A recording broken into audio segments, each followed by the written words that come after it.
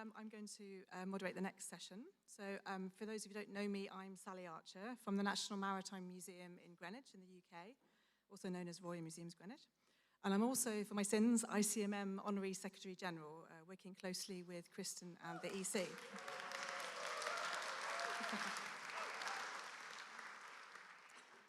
So before we get going, one of the things I'd like to mention is that in my ICMM role, I look after membership, and this is together with Fiona Greer, who's also our communications lead. I'm sure you've all met Fiona, but if you haven't, Fiona, please stand up and give everyone a wave. And also to give her a huge shout out for all the work she's done on the website and social media, a huge amount of work. Thanks, Fiona. So at the moment, just a short note on membership before we start the session. We have around 190 ICMM members, which is amazing. Huge leap up from 2022 in Halifax. We've got 114 full or institutional members, 62 associate individual members, and 16 affiliate members. But we were always keen to have more. So I think everyone here at Congress is already an ICMM member, but we'd love to connect to your networks, and this brings us to the theme of the session as well. So please come and talk to Fiona and I if there's anyone you know in your region, in your country, who you think would really benefit from being an ICMM member and sharing this wonderful this wonderful network, and then we can connect with them. So that brings us to the theme of this session. So ICMM is the only international network of maritime museums, but across the world there are many, many thriving national and regional maritime heritage networks and associations which offer mutual support, advice, and opportunities for knowledge exchange for those people working in and with maritime heritage, from the smallest volunteer-run historic vessel to the largest maritime museum. So these networks do amazing work, bringing together maritime museums, small and large, and it's these networks we're going to spotlight in this short session. We have quite a packed schedule with 6 speakers and only 30 minutes, so I'm going to have to be pretty ruthless in the timekeeping. Everyone will have about 4.5 to 5 minutes to speak, and they'll to give us an overview of maritime heritage in their region. And I should say also that there are many, many other ones that we're not spotlighting, from Australian maritime museums to Mediterranean maritime museums. And there's also, of course, emerging maritime networks. And we're going to hear very excitingly from one of those at the end of the session today in Africa. And it's those emerging networks that really need our support, and where there's huge opportunities to harness the Lloyd's Register Foundation Global Maritime Histories funding to build capacity in those areas, particularly in the Global South. So without further ado, I think we've got all the speakers ready. So I'm going to pass over to Samuel Heed. Sam is the Senior Historian and Director of Education for KNF, a maritime educational organization built around Campodonico, the tall ship of Delaware. He's also the current president of CAM, the Council for American Maritime Museums, and it's CAM that he's going to talk to us about today. Over to you, Sam. Yep. Hey, thank you, Sally. Thank you, Karen, Kristen, everybody the host sites for putting this conference on. I know a little bit about conferences and what it takes to put on such an amazing performance, the program committee. So I thank you. CAM is the Council of American Maritime Museums, so we're the North American version of ICMM. We have 120 members, and it's near and dear to my heart. It's made a huge professional difference to me and our Campodonico Foundation, and I see that we're well represented by quite a few of our members here who are part of ICMM. Matthew this morning, I think, spoke exactly the kinds, he articulated what I think about when I think about my CAM colleagues. He said family, inspiration, and connectivity, and all 3 of those have been true about CAM, and I think I feel it here today. This is my first ICMM. I hope it's not my last.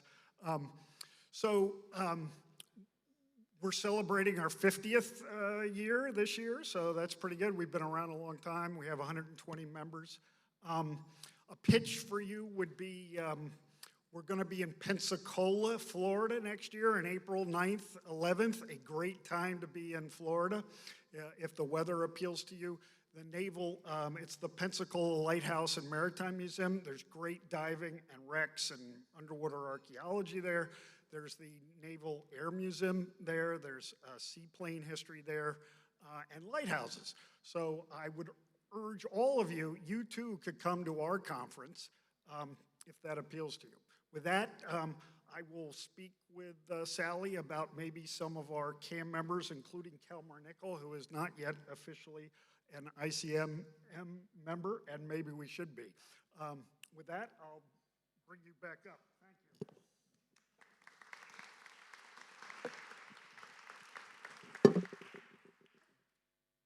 You had another 3 minutes, Sam. Do you want to? Yeah. Wow. Okay, we're going to rattle through this quicker than I thought. Okay, let me just get my next. So thank you very much, Sam. So our next speaker is Professor Ruth Schilling, who is the scientific head of the German Maritime Museum, the Deutsches Schifffahrtsmuseum, which is both a museum and a research institute. And she's going to be speaking to us about the Northern Sea Maritime Museum Network. Thank you very much, Ruth.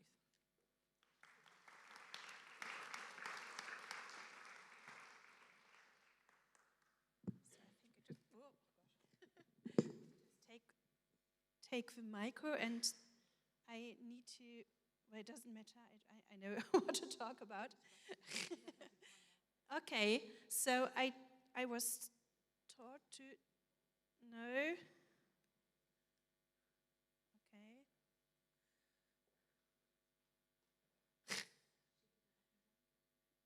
Okay, no, it's more of a down version. So that we just had, okay, so I think we got there now. The most exciting part of my speech is over, as I found the right slide. I'm very honored that I have a possibility to speak to you here about the North Sea Maritime Museums Network. It was a network founded a long time ago.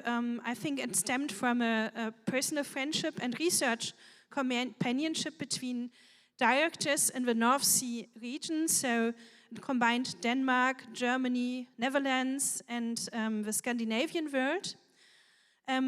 We have not changed our mission, so we are really convinced that the North Sea region is a region of intense cultural, entangled history. We understand the North Sea region as a joint region, and we see the high necessity to look at it jointly and to cross national borders. And having said so, I think there are two other directions the network should perhaps head and is heading. So of course, it's a North Sea network, so the core group is focusing on the North Sea as a joint space. But to do so has to mean, leads to the Baltic Sea, of course, as a natural way to look at things. And increasingly, all the research done on the North Sea, it's focusing on the North Sea as a part of a global maritime world. Research in our museum has focused a lot on the North Atlantic relations of North Sea traders from Bremen and Hamburg, and other research shows how this global entanglement also connects the North Sea to the south in the Mediterranean Sea and, of course, further on. So being a North Sea Maritime Museums network in these times needs to reflect this global entanglements. And the second thing which is characteristic of our network is to bring together research institutions and museums, bring together research questions around our museums, but also to reflect on how to integrate university researchers and other researchers structurally in the work we do, exhibition and public communication. So that might also be something interesting for the ICMM as a contribution. I find it very interesting to talk and share experiences about this. We changed, as I said, we stemmed from a network of directors. We all know that we live in a changing world. The scenery of director has changed. And so the structure and the forms of cooperation within the network has changed also. We opened up a lot. So we are now an open network. There's no fees to be required. You can contact me if you want to join. It's very content-based. It's very focusing on joint projects, joint research interests. And we also changed, therefore, the interval and the forms of cooperation. In former times, it used to be very formal, so you had a biannual conference and a publication. We stick to have mutual exchanges, but COVID accelerated the change, so we had a lot of smaller workshops, hybrid formats, and I want to highlight 2 events. The first topic we did together with Poland, the National Maritime Museum von Gdansk, was a virtual meeting about digitization and research, which was quite successful in the outreach. And the second topic we dealt with was looking at how to deal with our naval heritage, because a lot of our museums, I think worldwide, are changing, and we are developing new schemes of how to integrate naval heritage in the overall perspective on the ocean and us. We also contributed to this conference. You will meet us, some of us, in a panel on ship models and at Wednesday in Enkhuizen, I think it's spelled. And so that was also one initiative, an idea which grew up from our mutual exchanges. And perhaps we'll have a follow-up event on this. And Saturday we met in Amsterdam and discussed further ideas of focusing on sustainability issues and exploring the North Sea as a new space for calibrating the relationship between humans and the ocean.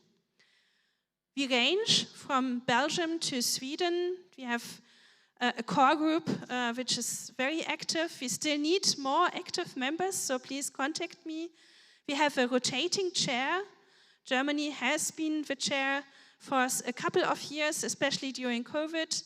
It will probably go then again to the Netherlands.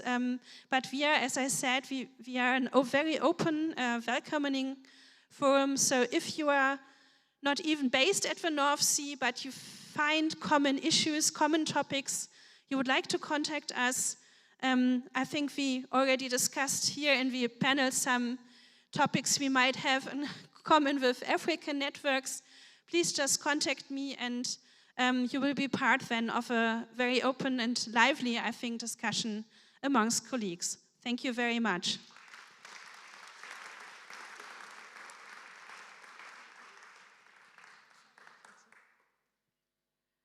Thank you very much, Ruth.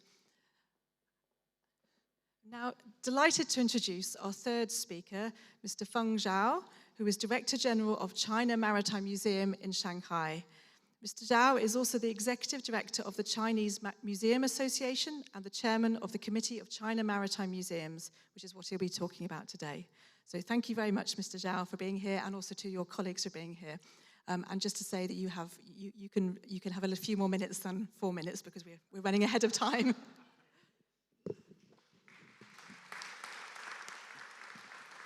Okay, good afternoon, everyone. It's my great pleasure to meet you all here. Please allow me to introduce our committee.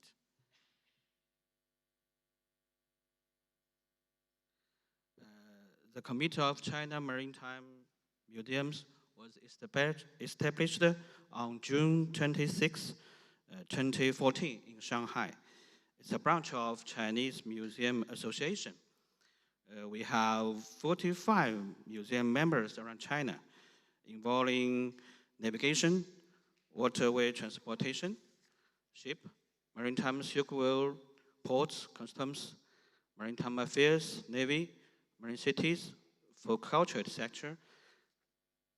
Every year, we have 2 large-scale activities, annual meeting and a curators forum, to connect with our members, strengthen inter-museum exchanges, and promote common development. The theme of our annual meeting and forum is based on International Museum Day, or latest development trend of China museums of that year. The annual meeting focuses on sharing experience, while the forum focuses on discussing future development. And exhibition cooperation is the main way to carry out business exchanges. The exhibition topic include maritime technology, maritime trade, maritime art, navy, intangible cultural heritage, cultures along maritime Silk Road sector. Over the past decade, we have presented more than 30 special exhibitions with our members. Here are 3 posters for your view pleasure. As the theme of this year, International Museum Day, Museums for Education and Research, academic research is also a highlight of our work. For example, in April 2021, we completed a research project named Review and Prospect of Cultural Exchange on the Maritime Silk Road, taking exhibitions of maritime museums as the center of examination 2010 to 2019, and finished a report of nearly 100,000 words. This project analyzes the overall situation of maritime Silk Road related exhibition in China from the perspective of cultural heritage, history, and museology, and provided practical and suggestions to develop a related exhibition. Another example is the annual report of Chinese maritime museums. This report integrates information, statistics, and academic research, and comprehensively presents the overall development of maritime museums in China. It accumulates first-hand information for future studies. As my introduction draws to the end, it is a pleasure to give a speech on behalf of China's maritime museums and share our exhibitions which can be exchanged to overseas museums. We are looking forward to further strengthening cooperation with maritime museums, experts and scholars all over the world, working together to tell international maritime story and inherit a worldwide maritime civilization. So thanks for listening, and forgive my poor English. Thank you very much.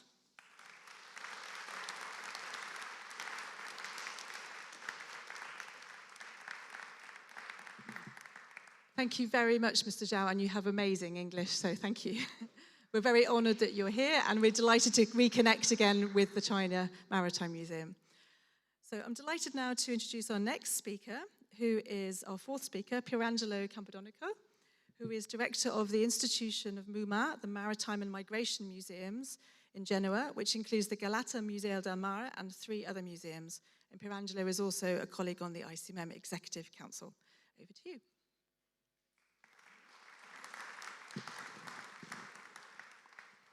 Good afternoon. The situation of the Maritime Museum of the Mediterranean has changed a lot in the last 20 years.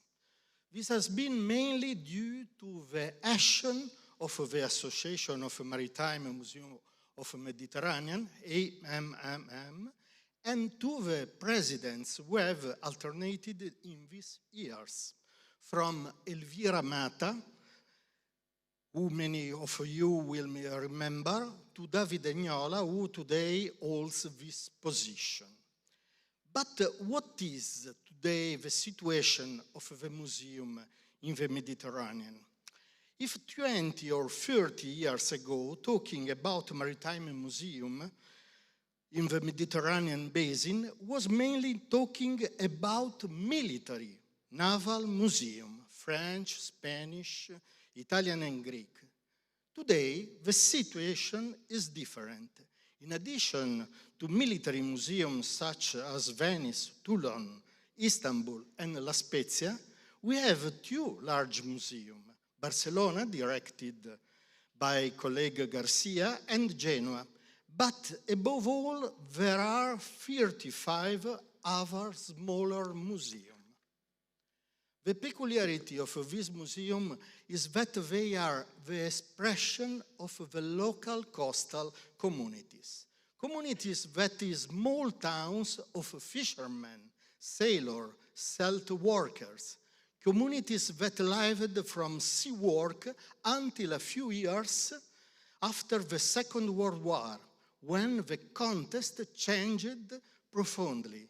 Since then, many small coastal towns have become tourist destinations, and this has happened in Spain, in Italy, Croatia and Slovenia, Greece, particularly in the Aegean archipelago. In this change, much of the maritime heritage has been lost.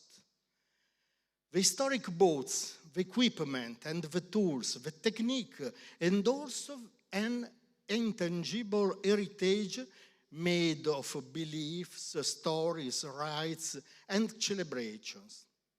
In many cases, and this is really sad, the identity of the maritime communities has been lost.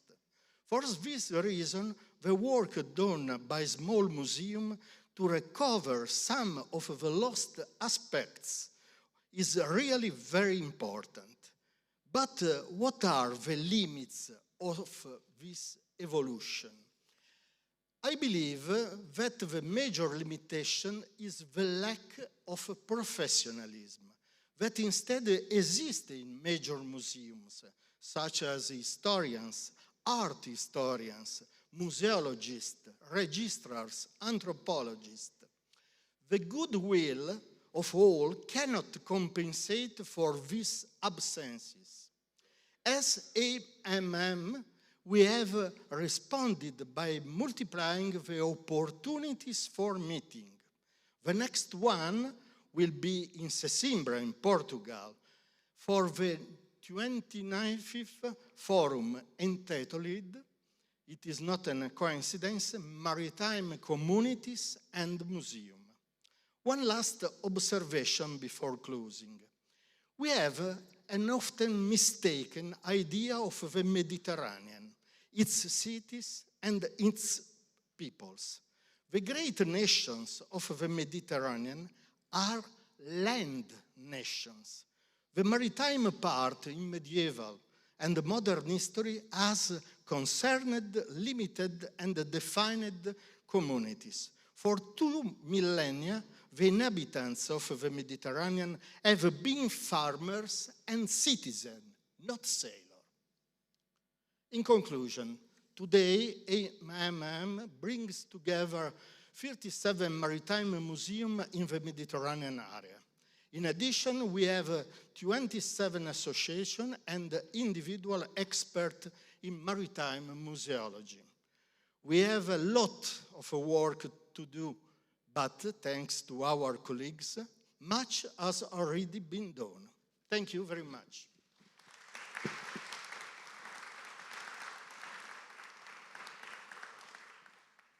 Thank you very much, Pierangelo, for giving us that update on the Association of Mediterranean Maritime Museums. So we've heard from 4 speakers so far on quite well-established networks, the American, the Mediterranean, the Northern Sea Network, and the China Maritime Museum Network. But now we're going to hear from 2 speakers who will talk a bit about emerging networks in different regions of the world.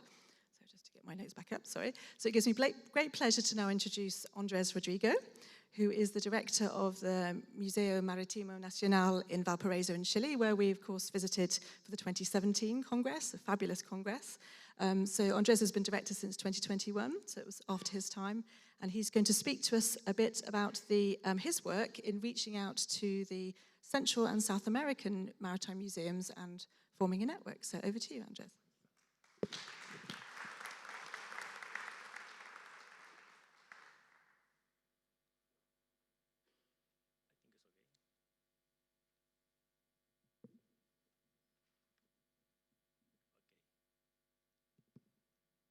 Okay, thank you so much, and sorry for my very bad English.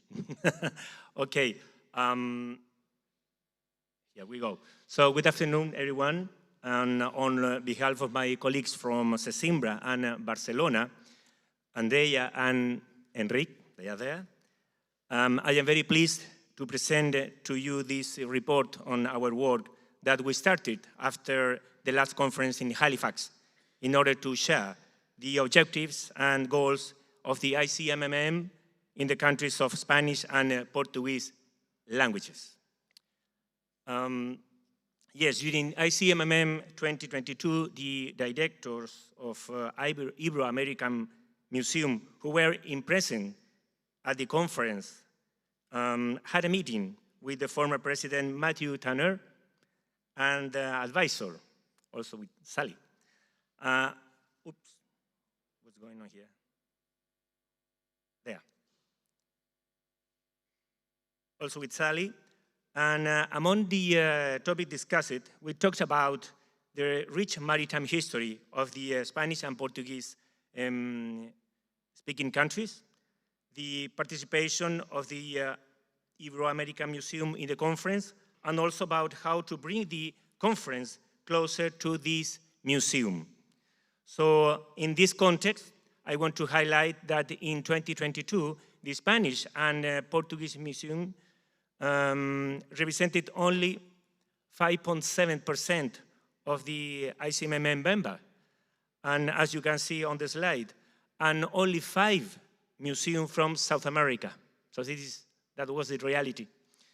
And so as a result of the meeting, so the task for the board member was to promote the activities and objectives of the conference into the Maritime Museum of Ibero-America and to explore the main causes of low participation in the Congress, and of course, to promote networks and point of contact with the main museum non-member of ICMM.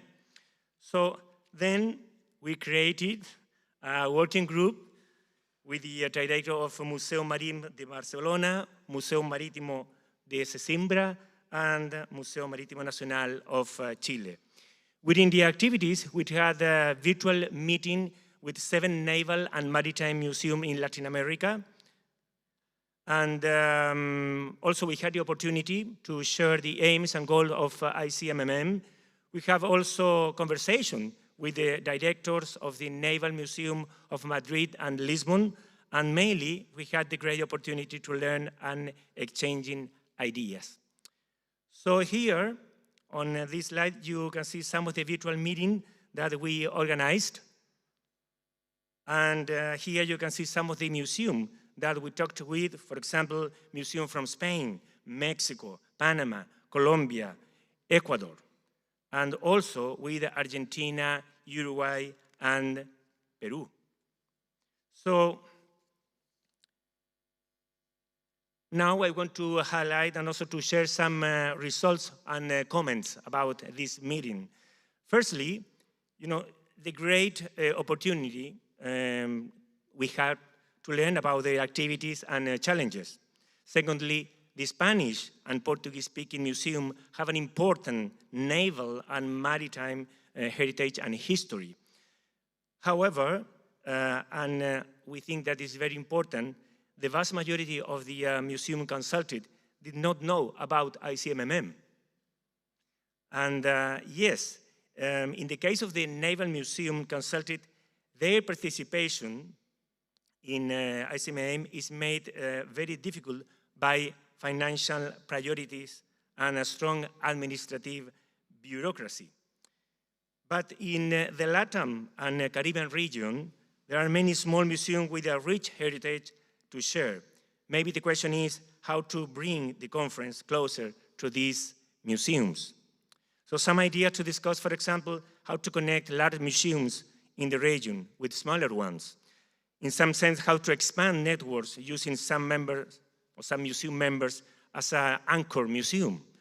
In the Spanish case, the first step should be rebuilding of a network of naval and maritime museums, and in addition, is maybe to promote a line on online participation for some period during the Congress, so they can know what we do and our goals. So we think we are doing an important step ahead, but it will be a long voyage, but we are already got underway. So again, many thanks indeed. They are the group, and I hope your question during the coffee time or during the Congress. Thank you so much.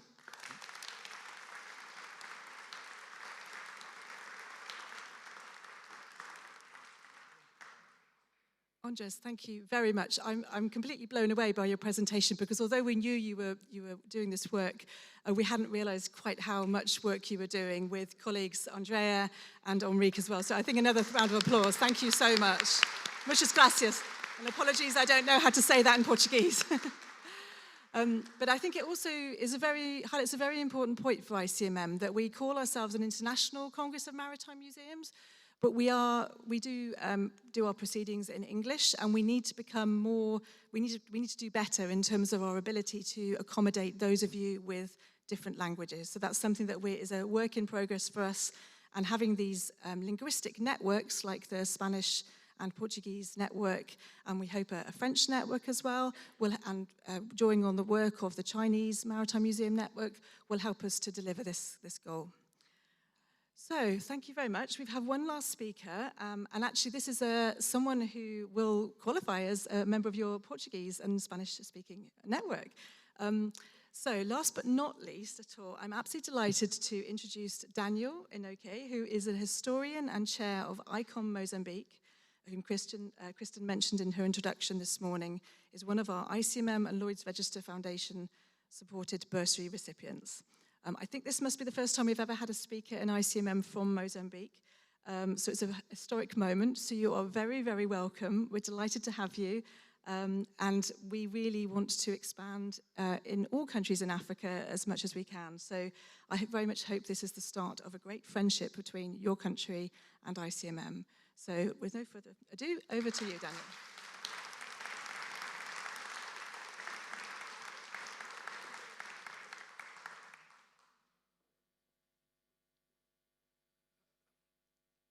Thank you so much for this opportunity.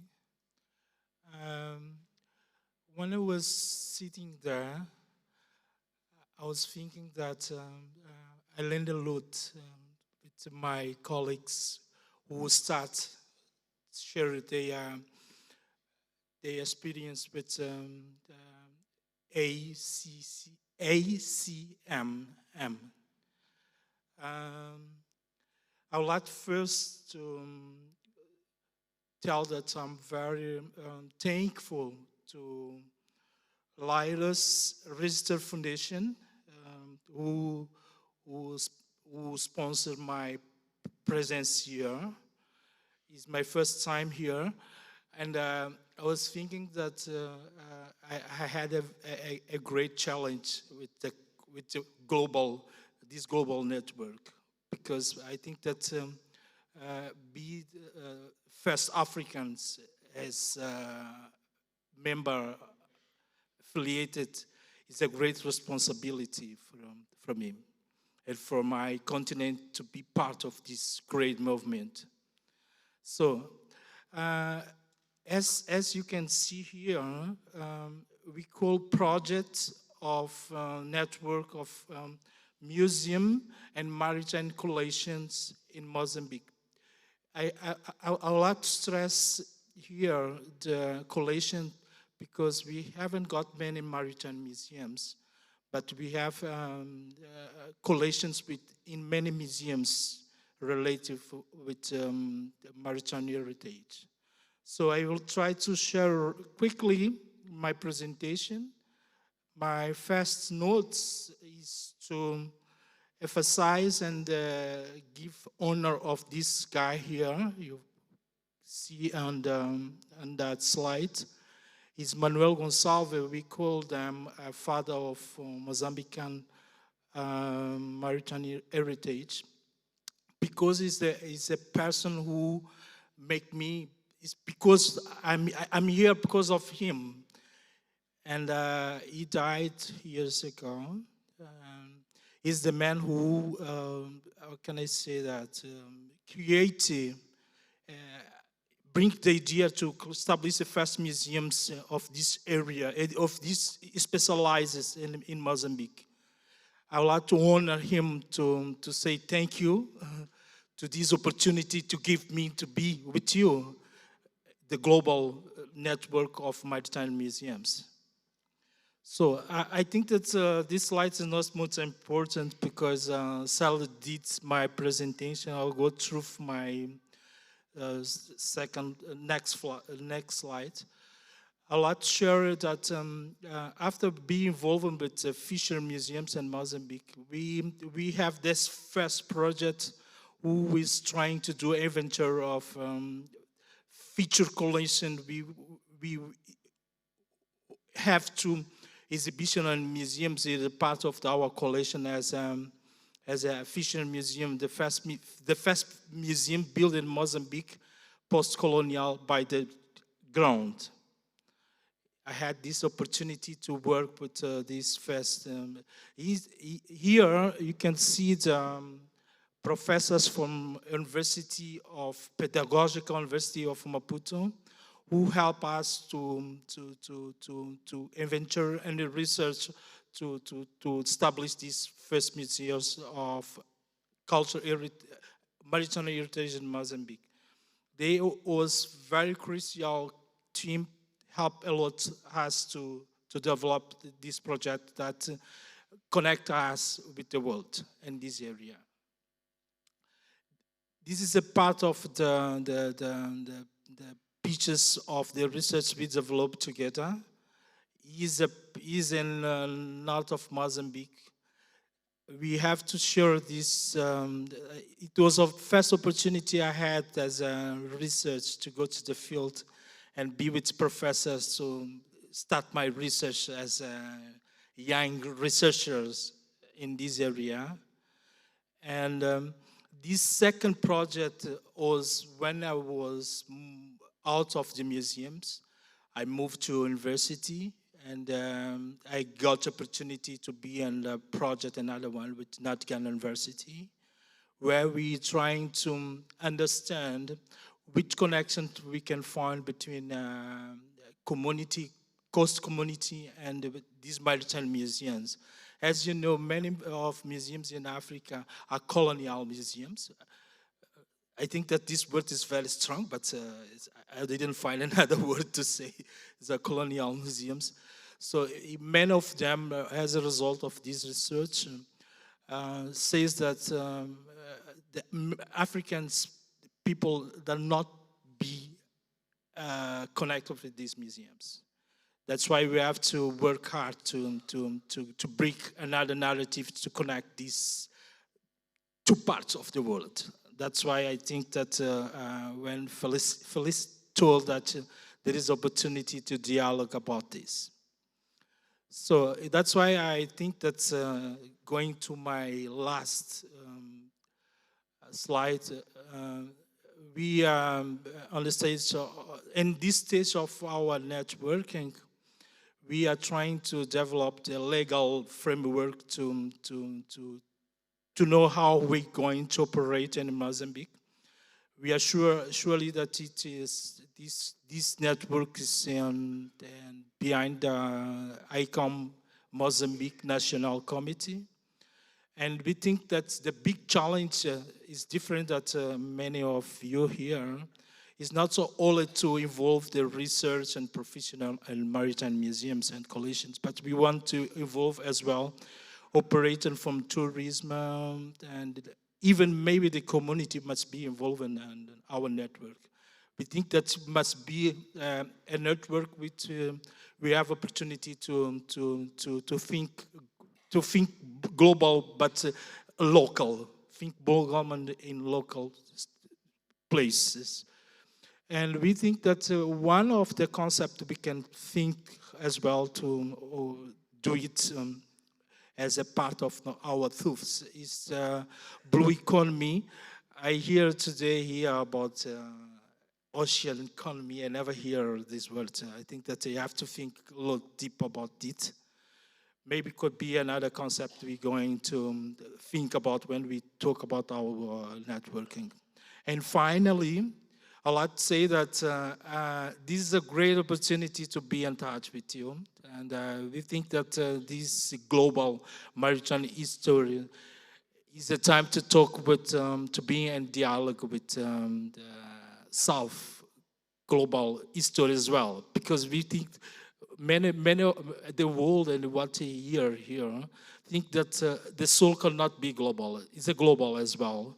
I think that we have to think that the global is not all enough, but the South is global as well. That's why we are here together today. And try to build, we call that maritime heritage of our humanity. That's a dream we believe that is the way we know more each other. I will finish to say thank you, Kalimambo, obrigado. Yeah, it's all. I'll have to share with you today. Thank you.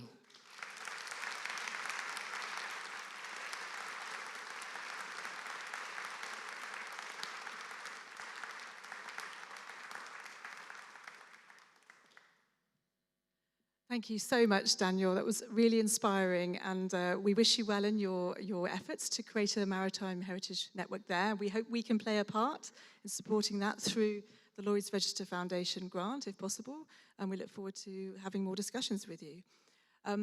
So that brings us to the end of the session, and somehow we've caught up with ourselves, so we are exactly on time, which is brilliant.